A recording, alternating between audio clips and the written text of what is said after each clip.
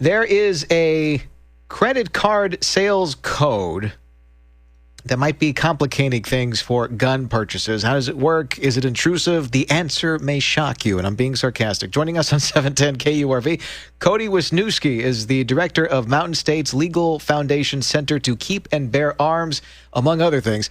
Our guest on your 956 Drive Home. So tell us about this plan, this plan for the credit card giants to keep track of gun purchases. Absolutely. Thank you for having me on. One quick note, I'm actually a senior attorney for constitutional litigation at Firearms Policy Coalition. So, but with that, this code is essentially a code that is tagged to gun stores in the United States. So to kind of dial back to the 10,000-foot view, everything that you do, obviously surprising to no one, is tracked when it comes to purchases made with credit and debit cards. But the way that that's tracked is by a code that is applied to the merchant where you buy whatever goods from. Those codes are established by an international standardization organization and then are adopted by various purchasers, banks, credit card companies.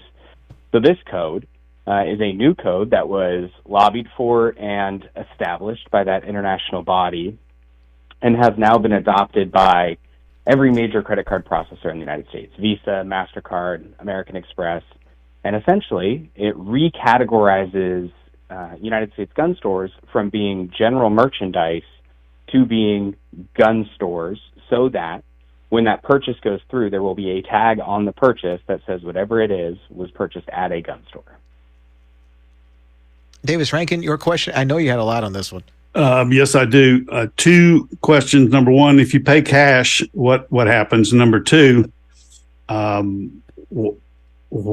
what's the big deal about categorizing these purchases? So to the first, as they say, cash is king. If you pay cash, there's no specific code tied to that. There's nothing tied to your account. Obviously, all that would be seen would be just a cash withdrawal or whatever at any point. Okay. What's the big deal? So the code doesn't do some things that people are saying, but has dangerous implications that people aren't necessarily talking about. First, it doesn't tell anybody what you purchased. All it says is that you purchased it from a gun store. So if you go to, Jim's Local Guns on the corner and you buy a T-shirt and a bag of coffee, since apparently every gun store has to sell coffee these days, that Black Rifle coffee. It's always something, right? I've never seen so much coffee at gun stores in my life, but I guess it makes it convenient. But that purchase would be coded as a gun store purchase. So you get this code applied to the transaction, but you didn't buy any guns or ammo. So gun control activists are trying to say that this code says a lot more than it really does because it doesn't give any information there. And that's where the danger comes in.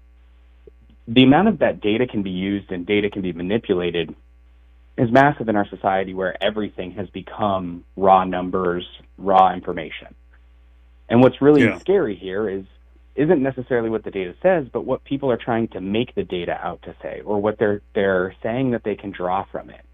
So they're targeting, the reason for the creation of this code, allegedly, was to help target dangerous purchasing trends or dangerous individuals. So who said that was the reason? Forgive me. That was the reason behind it. Gun control activists were lobbying for this in order to try and identify those trends. But first, they haven't indicated what those trends look like. I don't know what would make a dangerous purchasing trend versus a normal, ordinary individual. There's plenty of people in the United States that spend a lot of money on guns and ammo and are just nothing more than peaceable, individuals. Our guest is. There's nothing to identify. And our guest beyond is Cody. Even if I'm stepping on you. Sorry. Even if there was something, this doesn't tell them that. This doesn't tell you anything about gun purchases or ammo purchases. It just says who sold you the goods. But the alcohol, tobacco, and firearms folks or federal authorities or anybody, really, any law enforcement could come, who could get access to that data, could come ask you what you did, couldn't they? Yeah, and that's where the big scare, or not scare, but the big concern should be here, where people should be really cautious. Private companies can do what private companies can do, but people should be really cautious to watch out of how is the government going to exploit this data, or are there ways to prevent the government from exploiting this data? You can look at states like California and New York, and you can see, New York is requiring to look at people's social media accounts. California follows a multi-step approach where they register the person, they register the firearm, and they register the seller, so they know everything that's going on. Good Lord. Yeah, so basically, this data, isn't necessarily right now giving a whole lot of information or, all that dangerous in its actual existence. It's the twofold of what are people going to manipulate this data to say it says, especially when it doesn't, and two, is this data then going to be used by government agencies in order to prompt investigations? I mean, we saw, viral video of ATF checking in on people who purchased multiple firearms in a short period of time. So that's one of the huge concerns here. Joining us on 710 KURV is Cody Wisniewski, a senior attorney for constitutional litigation with Firearms Policy Coalition. Our guest on your 956 Right Home. We're talking about this credit card gun code and how are they able to tell? So say I got a text from a friend with a perfect scenario. So if I go to an Academy or if I go to a Dick's Sporting Goods and I buy like $1,000 worth of stuff, like gym equipment essentially, and there just happens to be a gun in that list of things. Do they go by an item list of everything and they just code everything individually, or what? No, they would code the entire transaction. So as of right now, the understanding seems to be that a lot of those big box stores will remain as general merchandise, which is what all gun stores were before. But that's the understanding as of right now. So that doesn't mean that can't change in the future. The way the system is designed, it would be pretty difficult to have different items through a transaction be coded differently because it just codes the merchant writ large. So if you went and bought, something at Academy, then that would probably just generally fall under general merchandise.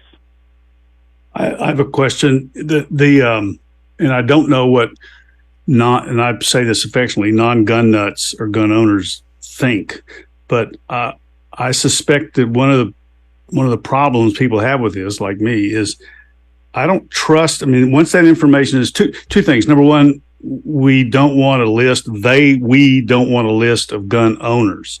We don't want that assembled. And people will tell you ATF probably has that, or that's gettable in federal records, maybe even state records, because of the way weapons are required to be purchased. Number one, but there's not a list. It would have to be assembled.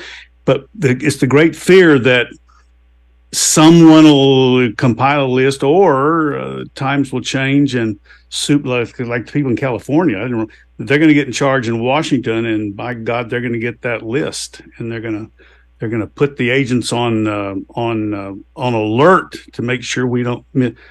I don't know what to think, but I'm not sure they appreciate how much suspicion there is. Yeah, absolutely, and I think the federal government is prohibited from creating a registry of gun owners. They have digital transfer records for all firearms that they're not allowed to use as a registry, whatever's going on that front. But you're dead on. The key here is that this is going to be data that's going to be amassed and amalgamated over years, decades. And the key there is ensuring that we don't allow government to kind of build that bridge between that data collection and their, attempts to use that in order to potentially infringe on people's rights. That's one of the most important things here is, like I said, that the code in and of itself isn't necessarily dangerous. It's how is it going to be used? Yeah. How is it going to be sold? And how is it going to be exploited? And watching for that twisting of the data, but also that immediate reaction of government to how can we exploit this to make our jobs, air quotes, easier. Yeah. It's a lot of data to be collecting and gathering and stockpiling, I guess you could say, for something that, eventually down the line, the next shoe is going to drop, and someday that data might be weaponized against gun-owning Americans. Interesting stuff. I hope nothing negative comes from all of that. Cody, thanks a lot for your time and breaking it down for us. Cody Wisniewski, senior attorney for constitutional litigation with Firearms Policy Coalition, joining us on Newstalk 710 KURV.